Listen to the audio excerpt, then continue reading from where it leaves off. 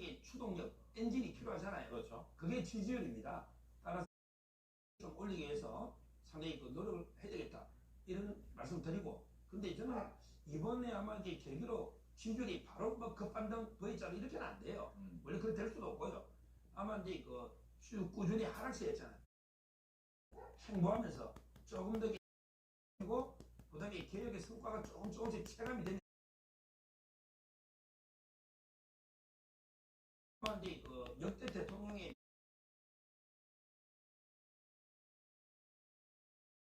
초월하잖아요. 근데 왜 지지율이 30%인데 제일 좋을 때도 40 초반 처음에 힘들었어요. 근데 그 아마 끝이 상당히 이렇게 개혁을 밀어붙이면요. 우리 역대 대통령 중에 처음으로 오히려 시작이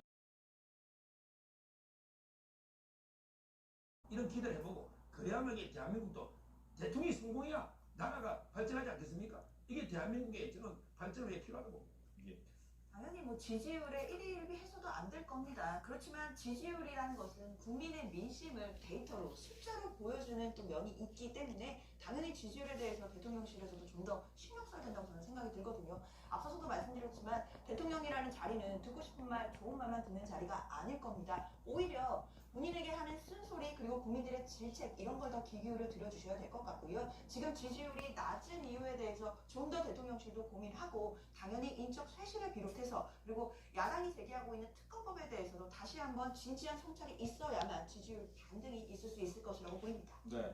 시간이 거의 다 됐기 때문에 이제 트럼프 대통령이 당선하고 많은 분들을 해야 될 것 같습니다. 미 대선에서 이제 도널드 트럼프 대통령이 당선이 됐죠. 이제 당선이 됐습니다. 이것 때문에 이제 아무래도 우리나라의 여러 가지 부분에서 뭐 IRA나 무역이나 이런 부분에 대해서 힘들지 않을까라는 고민이 좀 있을 것 같은데 앞으로 윤석열 정부는 어떤 식으로 좀 대응을 해야 될까라는 생각을 좀 듣겠습니다. 지금 이제 그 일단 안보만 보더라도요. 아마 이제 우크라이나 전쟁도 24시간 내에 끝난다 그랬잖아요. 끝낸다. 그렇죠. 그런데 보면 이게 그 국제 정세가 또 요동칠 수가 있고요. 러시아 패권주의. 그다음에 우리 주한 미군의 그 방위비 분담 엄청나게 요구할 거 아닙니까? 미군 철수까지. 이걸 이게 어떻게 우리가 해결할지 이 문제를 깊이 고민해 봐야 되고요.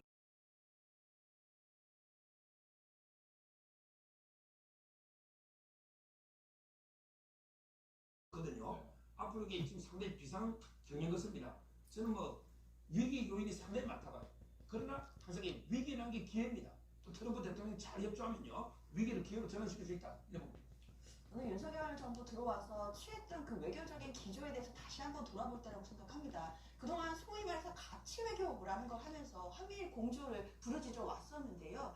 사실 이제 트럼프 정부는 아마 가치 외교 이런 노선보다는 미국 우선주의 또 실용주의 이런 부분들을 또 앞에 내세울 가능성이 있습니다. 그렇기 때문에 우리 정부로서도 가치 뭐 이런 부분보다도 과연 트럼프 대통령이 말하는 미국 우선주의 중에서도 우리의 국익을 위해서 할 수 있는 일이 무엇인지에 대해서 구체적이고 또 진지하게 또 방안들 내놓아야 될 것으로 보입니다.